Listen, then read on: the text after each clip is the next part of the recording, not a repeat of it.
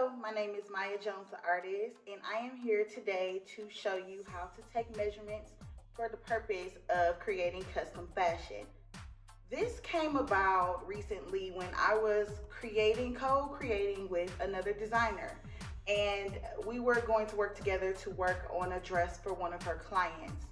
And I realized that this is something that a lot of people may need to know, so I'm hoping that I can help someone with this video and help you to create the best fashion you can with the skills and the tools that you have.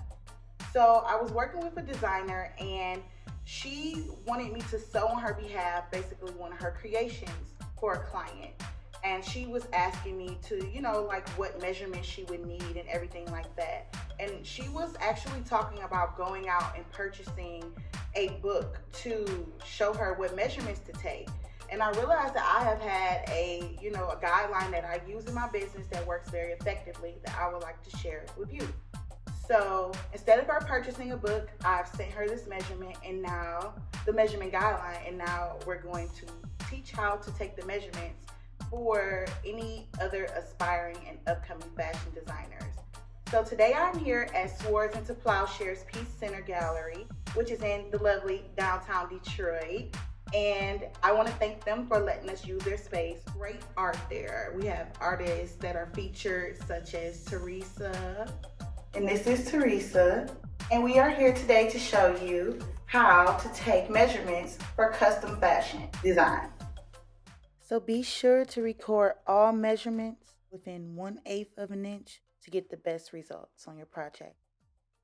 So we'll start with the standard measurements: waist, hips, bust. If you start with the bust,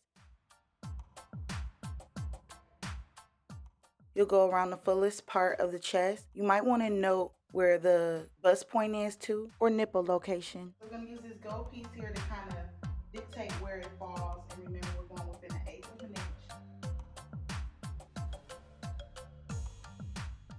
And then the next measurement is the waist. You want to go to where the body bends, and that's actually the waistline.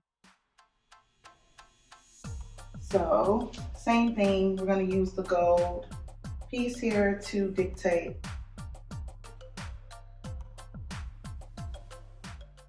For your hips, make sure you're getting that part of your butt that sticks out, and you're going around the fullest part of that top part of your thigh. That way you can get the best measurements.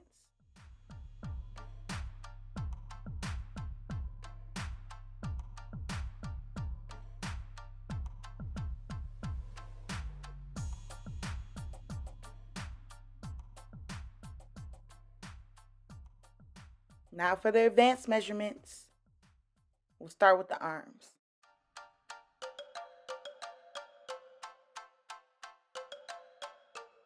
You want to go from the shoulder bone all the way down to the wrist bone to get the full length of the arm.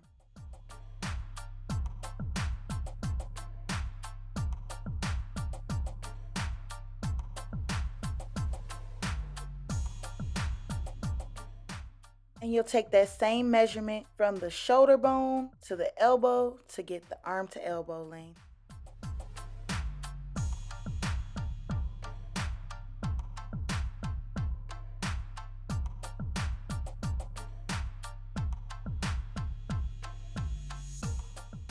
Okay, moving right along, the bicep. You want to go around the fullest part of the top of the arm, and that gives you the bicep measurement.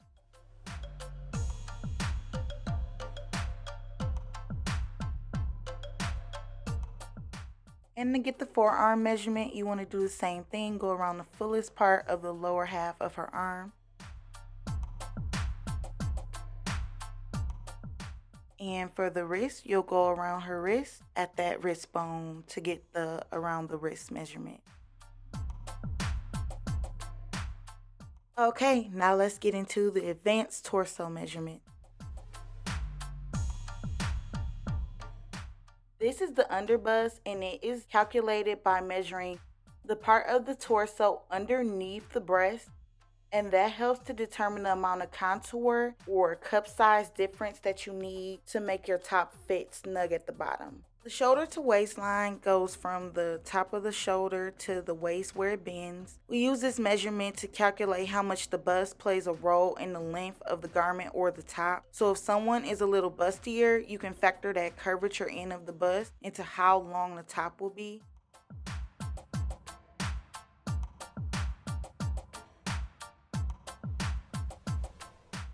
You can compare this to the straight line of the center front. The center front is creating a straight line from the nape of the neck to the waist where it bends.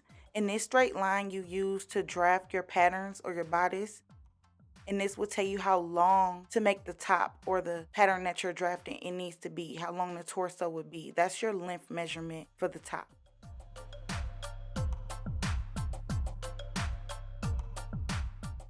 And you'll create that same straight line with the back of the pattern as well. And for your measurements, you will measure from the nape of the neck down to the waist where it bends. That measurement will also give you the length for the back of the pattern, which is usually different from the front.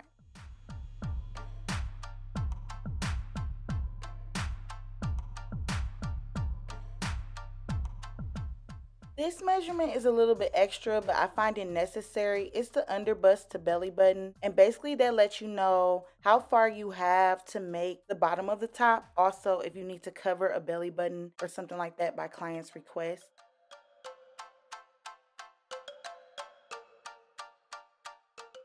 The cross shoulder is really helpful for when you're drafting a pattern that may be off the shoulder or something like that. So it's a very important measurement.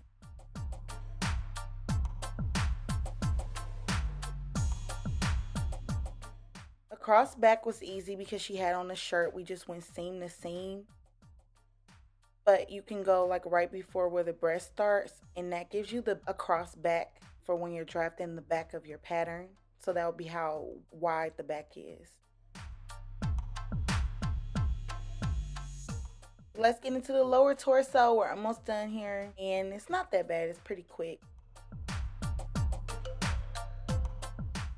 So you want to find the hip bone and go down to the knee, and that will be like your length for your hip to knee in case you're making shorts or crop pants or something like that, or if you want to know where to contour your pants at.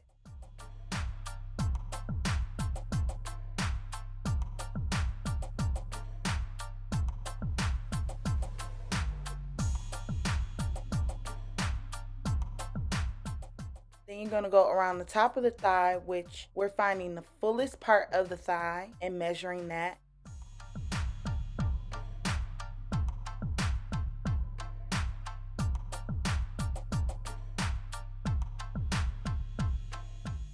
And then you're going to go to the middle thigh as well. And that gives you a nice contour when you're doing pants or leggings. You can actually subtract the difference from the top to the bottom of the thigh and then the knee to give yourself a nice contour.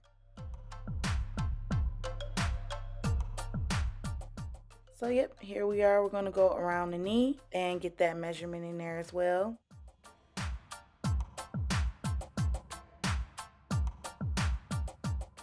Next, we have the calf. So you'll just go around the calf, and that is also a measurement that we use to contour pants, or if you were making stockings or a bodysuit.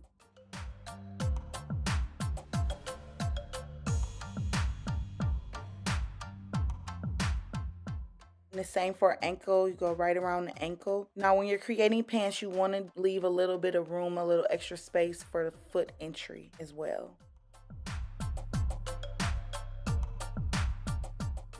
Now the waist to ankle helps for when you're drafting a pants or a skirt pattern.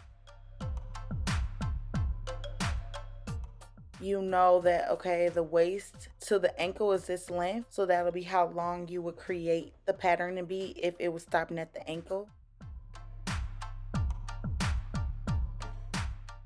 If you were going to stop the pattern at the floor, if they're looking for a more dramatic look, then you would go from the waist literally to the floor, and it depends on what shoes they're wearing.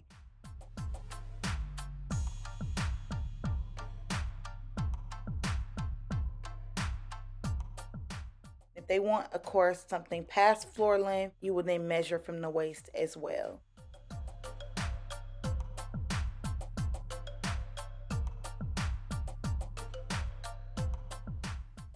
final measurement is the crotch depth. Now you want to start at the belly button or just below the waist and go to where the crotch ends.